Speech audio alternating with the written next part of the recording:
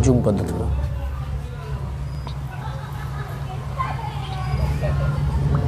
कुछ network issue के चलते गड़बड़ा गया, लेकिन अभी अब कंटिन्यू रही। अच्छा, एक सवाल पैदा होता कि जहां कांग्रेस ज़्यादा सीट पर लड़त लसी है, मतलब कहल जाओ कि 300 के आसपास लड़त लसी है, लेकिन इंडी गठबंधन अलायंस टुकड़ा टुकड़ा में बट गई, और आज एकाएक मीटिंग होता टे, मतलब रो भी जान तो खबर एकाएक मीटिंग होता टे। तो अगर इंडी गठबंधन के बात कही जाओ तो इंडी गठबंधन कितना सीट आई अगर मोदी जी के 400 तुलना के आकलन में? इंडी गठबंधन अभी क्यों बताओ तो इंडी गठबंधन के कि 52 सीट ओकर रहल कांग्रेस के रहल 2019 में 2019 में। हाँ, तो कहा था कि उसकी सीटें 3 गुनी होने जा रही है। 3 गुनी? हाँ। तो एगो पति रहल इंटरव्यू हम सुनते रहनी आज तक पर। तो पत्रकार पूछल से जे दोस्तों जो बगल में पत्रकार रहा है कि आप उनसे पूछिए कि उसकी सीटें बढ़ कहाँ से रही है, कौन सा स्टेट है, कौन सा इलाका है जहाँ कांग्रेस की सीट बढ़ रही है। तो वो करू जवाब ना दिला। मैंने पत्रकार ने जवाब देखा, पत्रकार कहता है कि सीट उसकी 3 गुना होने जा रही है। तो कुल मिलाजुला करके हवाई कुल दावा बा। आखिर इस सीटवा के लूज करी तबे न कभी मिली। तो भाजपा सीट लूज करे निके जात, ये जो एनडीए गठबंधन बा सीट लूज करे निके जात। अगर मान ली कि पूरा हरियाणा, राजस्थान, बिहार में अगर 10 सीट भी अगर लूज होता है तो सीट बढ़ रहा बा उड़ीसा में भाजपा के। पश्चिम बंगाल में जितना सर्वे भइल बा, जितना विशेषज्ञ बड़े सभी कहता रहे कि 18 से ओकर सीट या तो 22 हुई ना तो 25 हुई। वो जन सीट 4 से 5 सीट बढ़े जा रहा बा पश्चिम बंगाल में। पिछला साल 19 रहे। पिछला साल मतलब 19 के आसपास रहे। 18 रहे। 18 रहे। हाँ। अब करीब 22 से 25 तक अनुमान बा। 22 से 25 तक भाजपा के कहता कि संभव है कि पश्चिम बंगाल में सबसे बड़ी पार्टी भाजपा हो। लेकिन यो तो सवाल पैदा होता कि वोटिंग परसेंटेज पूरा हिंदुस्तान में सबसे अधिक हो भइल बा। वोटिंग परसेंटेज वहाँ के टेंडेंसी हो इन्हें जे अब कीरे बेर निके भइल। जो सजग स्टेट बड़ा सन झारखंड में ही जानी भइल बा वोटिंग 65-66% 3 बजे तक। तो जहाँ ज़्यादा जागरूक लोग बा कि नाम हमारा वोट देवे जाए, कोई जैसे केरला बा वहाँ हुई वोट हुई। पश्चिम बंगाल वोट हमेशा ज़्यादा होला बिहार से उत्तर प्रदेश के तुलना में। अब रह गई केरला से लेकर के केरला और तमिलनाडु, ये पहले भाजपा के वहाँ खाता खुले जा रहा बा। 1 सीट केरला और तमिलनाडु में 2 से 3 सीट 2 से 3 सीट मिली। ओकरा बाद कर्नाटक में ऑलरेडी ओकर सीट बढ़ रही बा। 13-14 सीट पहले ही से रहल, वो में भी बढ़ी। सबसे चंद्राबाबू नायडू के मिल गया के चलते आंध्र प्रदेश में भी सीट ओकरा मिले जा रहा बा 5 से 6 सीट भाजपा के कोटा में। तो दक्षिण में भाजपा की सीट बढ़ता। अगर उत्तर के 3 जगह से अगर 10 सीट कटता तो वह 10 सीट से मेंटेन हो जाता है। मात्र 2 स्टेट से, उड़ीसा से, बंगाल से। तो भाजपा की सीट कम कहाँ होता। उत्तर प्रदेश में लोग लाख जोड़ लगौले बा। अखिलेश बार बार कहता रहे कि ये जी 400 पार 400 पर माने आप लोग नहीं समझते हैं। तो नहीं, पत्रकार पूछे समझाइए।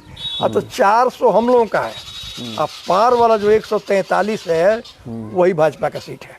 अच्छा, तो तेजस्वी यादव जी भी तो कहता नहीं कि इस बार हम दावा कर रहे हैं कि 150 भी सीट पार नहीं कर पाएगा भाजपा। ये तो मान ली कि केजरीवाल पहुंचल बड़े 220 तक, राहुल गांधी कहता रहे कि 140 तक। अलग अलग मतलब केहू भाजपा के सरकार बनावे नहीं जात। इंडी ग्रुप के केहू नेता स्वीकार नहीं करत कि भाजपा के सरकार बने जाता है। लेकिन आज 1 तारीख के एग्जिट पोल में पत्रकार लोग बैठेला, प्रवक्ता लोग बैठेला हर पार्टी के। काले कांग्रेस को दस कि हमारा कोई प्रवक्ता नहीं बैठेगा। तो वो पूछने से आखिर क्या है, पूछा जाएगा कि इतनी अनुमान में इतनी सीटें आपको कम मिल रही है और एग्जिट पोल मैंने अनुमान, इसका जवाब दीजिए। तो जवाब से बचे खातिर उनकर केहू आदमी नहीं खे तो बे ई दावा जौन बातों अपना वोटर के मनोबल बढ़ावे खातिर बा। ये दावा में कहीं दम नहीं खे। आखिर के वोट देता वो लोग के। यहाँ बिहार में कुछ सिचुएशन इस तरह के बनल बा जौन कि जहाँ एगो जीतले रहे लोग हमार किशनगंज कांग्रेस, अब बकियो जगह से जमानत जब्त हो गई। तो अब फिर जमानत जब्त ना हुई, लड़ाई में बा। जैसे कि महाराजी में भी कांग्रेस लड़ाई में बा, मात्र दुईगो पार्टी है बा। तो कुछ ही तरह के संजोग बाकी कांग्रेस बिहार में लौकी कि ना वोट मिलल बा।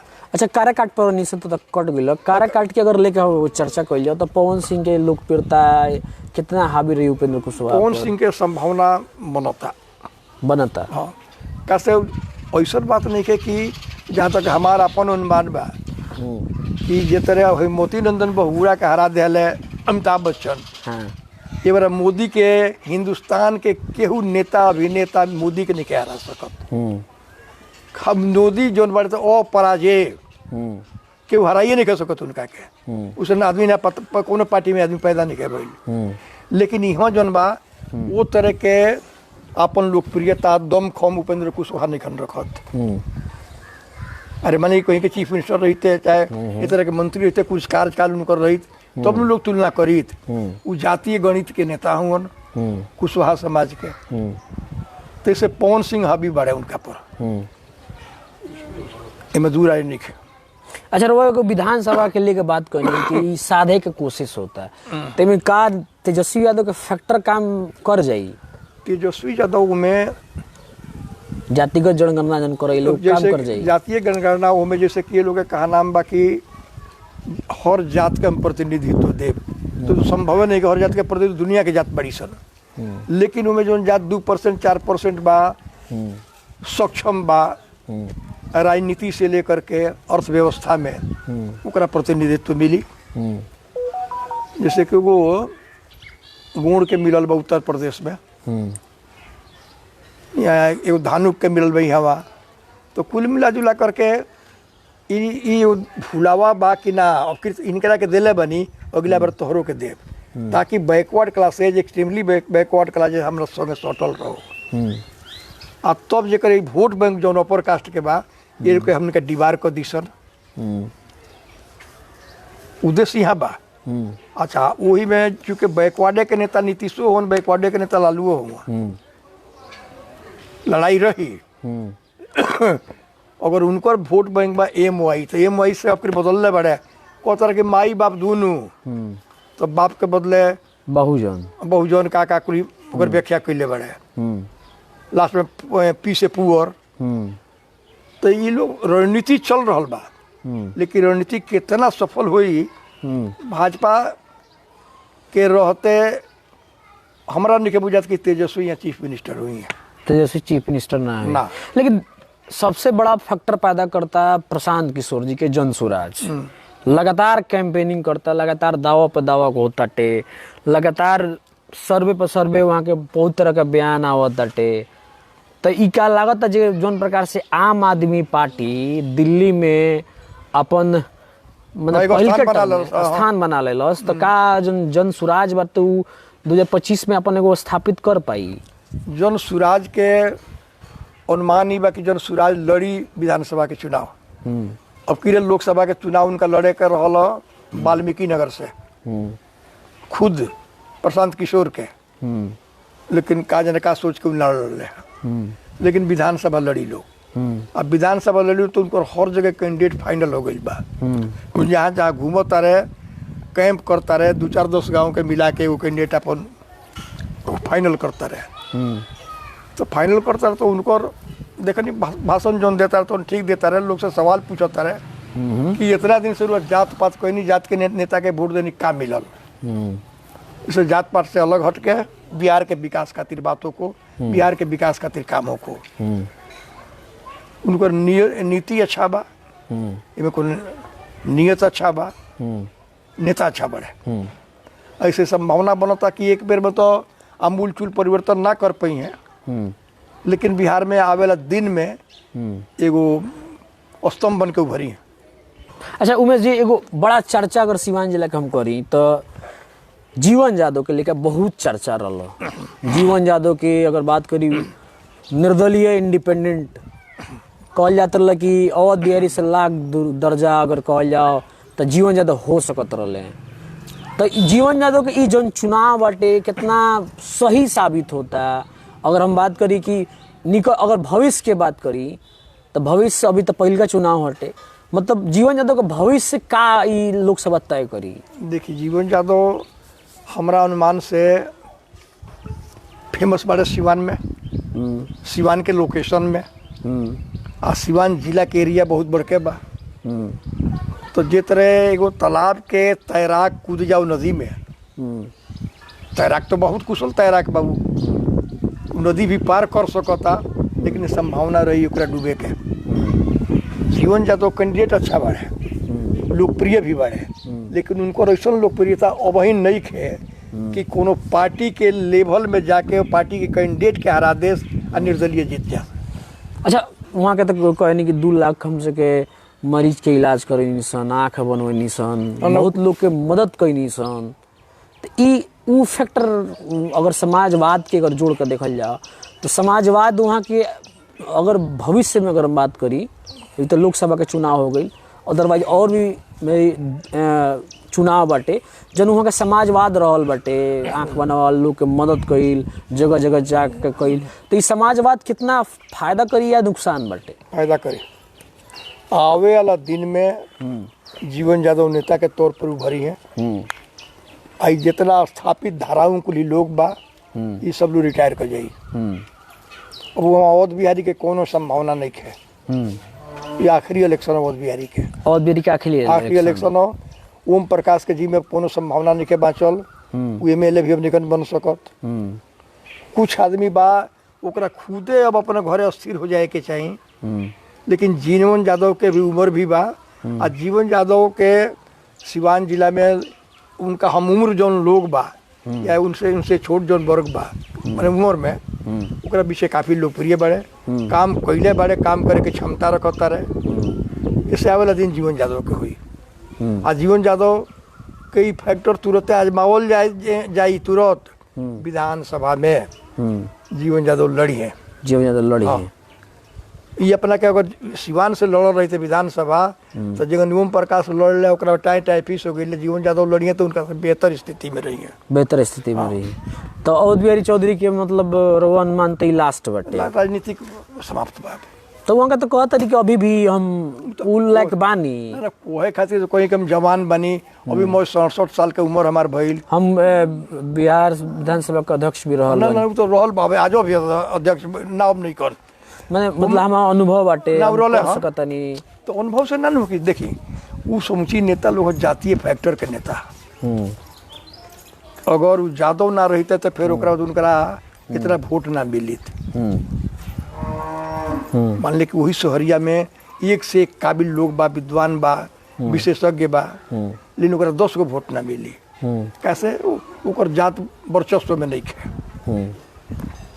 अवध बिहारी के राजनीति जो बताओ राजद के राजनीति हो, और राजद ही के चलते उनका वोट मिली, लेकिन अवध बिहारी जीते के कंडीशन में ना रही। जीते कंडीशन में ना रही, मतलब रहुआ अनुमान तक लास्ट सवाल पे आई तो का एनडीए का रही और का कांग्रेस का सीट रही? एनडीए के सरकार बनी, इमें दू राय नहीं है। हमारा अपन अनुमान बा कि एनडीए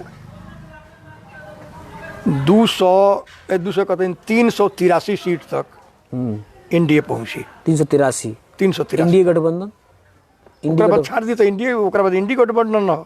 अच्छा, कुछ और हर स्टेट में कुछ अभी 16 पार्टी बाड़ी सन जो गठबंधन में नहीं की सन। ममता गठबंधन में नहीं की, वो तो कहते कि हम बाहर से सपोर्ट करें। तो कुल मिला जुला के इंडी गठबंधन के भविष्य नहीं है। इंडी गठबंधन मैंने ये चुनाव में नहीं है। अपना अपना स्टेट में लोग राज करी। हालांकि हो जानी अब धीरे धीरे वर्चस्व तुरे के कोशिश हो रहा बा। उड़ीसा में भाजपा आपकी उभर के आई विधानसभा में, कैसे विधानसभा के भी चुनाव हो रहा बा। आंध्र प्रदेश में पहली बार भाजपा वहाँ MLA के तौर पर भी लोग कुछ जीत के आई, वो जन चुनाव हो रहा बा। तो आवे वाला दिन में विकल्प एगो भाजपा से केहू लड़ी। अच्छा, मोदी जी अगर कहता नहीं, मोदी जी का सवाल होता है कि 1 नेशन 1 इलेक्शन, वहाँ कहता नहीं कि अगर हमारे पास 400 सीट आती है तो 1 नेशन 1 इलेक्शन करवाएंगे। एक का तात्पर्य बटे? एक भावना ही बा कि बार बार माने कि एक बार लोकसभा के चुनाव भइल, 2025 में विधानसभा के चुनाव हुई बिहार में, तो लेकिन 2026 में दूसरा स्टेट में हुई, तो ये तो मान ली कि 5 बरस तक सरकारी इलेक्शन में लागल रही नू, उनमें खर्च बढ़ता, इलेक्शन में बहुत ज़्यादा खर्च बा, तो वो खर्च से बचे खातिर जे तरह केहू के यहाँ बेटा के तिलक आवता, वो कोशिश कर कि हमारा बेटिया के बरतवे के दिन तिलक वो हो जा, ताकि एक वो खर्च लगी खियावे पियावे के सेंस तो करीबा।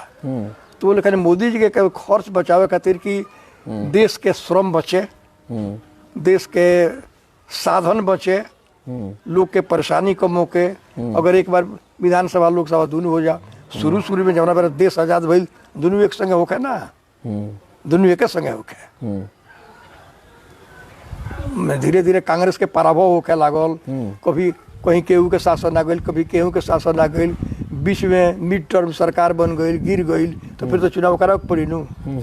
राष्ट्रपति शासन लगा के कितना बार टूट टाल लेब, 6 महीने तक शासन रही, फिर ओकरा बाद ओकरा के पास करावल जाई लोकसभा से, तो फिर 6 महीना और बढ़ावल जाई, चुनाव तो कराही के पड़ी। तो ऐसे ही देश के खर्चा बचे खातिर, संसाधन बचे खातिर जरूरी बा कि एक संगे चुनाव होके। अच्छा, एक और नया चीज मोदी जी निकल कह। एक और सवाल बा कि जैसे विपक्ष के कहना बा कि 400 सीट आओ तो संविधान बदल जी, तो क्या साचो तौर पर संविधान पूरा तरह से बदल जाई, आरक्षण खत्म कर दल जाई? इस तरह के कोनो संभावना नहीं है। देखो, संविधान मोदी जी का संविधान बदले के रही तो संविधान में संशोधन करे के रही, तो 2 बेर बहुमत, जैसे कि 272 में बहुमत चाहिए, अब मोदी जी 303 आ दूसरा पार्टी मिलके 354 तक रहे, अब की 19 में, तो मोदी जी के कोई ताके के ना रहा, संविधान में परिवर्तन हो जाये, 2/3 बहुमत चाहिए संविधान में बदलाव। समझी लो कि 400 सीट की जरूरत नहीं है, 2/3 बहुमत चाहिए संविधान में संशोधन करे खातिर। संविधान में संशोधन हो सकता है, इन्हें जो संविधान के हटा के दूसरा संविधान लागू ना हो जाए। इतना ना धारा उपधाराओं में बा कि कांग्रेस के जमाना में 50-55 को संशोधन भइल बा, ये उससे बेसिए भइल हुई। मोदी जी संशोधन करके जितना पुरान कानून रहे हैं सन, जौन के कोनो जरूरत नहीं है, लेकिन अंग्रेजन के जमाना के कानून ढुआत रहल, 90 गो कानून के निरस्त कर दिल, ओकरा जगह पर नया कानून लिया दिल, नया उसमें लॉ जोड़ दिया गई, नया ओकर धारा जोड़ करके सजा भी नया जोड़ दिया गई। तो मूलभूत सुधार वाला बात हुई। जहाँ तक आरक्षण हटावे के सवाल बा, आरक्षण जौना बार देश के आज़ादी मिलल, 10 साल खातिर आरक्षण मिलल शेड्यूल कास्ट शेड्यूल ट्राइब खातिर, आ ओकरा बाद कोनो सरकार के ही मत ना भइल को आरक्षण पर विचार करो, आ चाहे कह दो भाई संविधान में तो 10 साल में लिखल रहे, संविधान में 10 बरस लिखल बा, लेकिन एगो लाइन लिखल बा कि इनका भी स्तर, इनका भी जीवन स्तर आम आदमी के तरह हो जाएगा, तब इसको बंद किया जाएगा। तो आम आदमी के तरह 70 बरस में महाराजगंज के डोम एगो लोअर पास ना कैलस, एगो लोअरो नहीं के पास कैले।